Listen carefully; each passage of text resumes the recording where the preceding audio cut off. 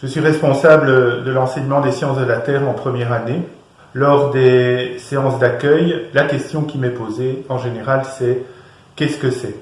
C'est une question qui a beaucoup de sens parce que, contrairement à ce qui se passe dans la plupart des autres pays européens, la géologie, les sciences de la Terre ne sont pas enseignées dans l'enseignement moyen.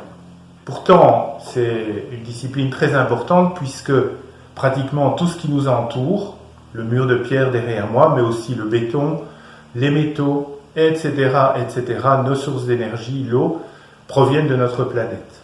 Qu'est-ce que les sciences de la Terre ? D'une manière générale, les sciences de la Terre, c'est la discipline qui étudie l'origine et la façon dont les matériaux de la croûte terrestre se sont formés.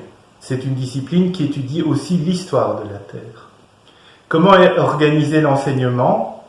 En fait, je pars de ce qui est le plus petit et le moins complexe, c'est-à-dire les minéraux et les cristaux, pour arriver finalement à la Terre dans son intégralité, en passant par les étapes intermédiaires que sont les roches, les chaînes de montagnes, les plaques tectoniques. Cet enseignement comporte 30 heures de cours théoriques, 16 heures de travaux pratiques, avec des exercices de reconnaissance des roches et des minéraux, et une excursion en autonomie. Si vous avez d'autres questions, vous pourrez les poser lors de la séance virtuelle à Félix de Tombeur qui m'aide pour cet enseignement.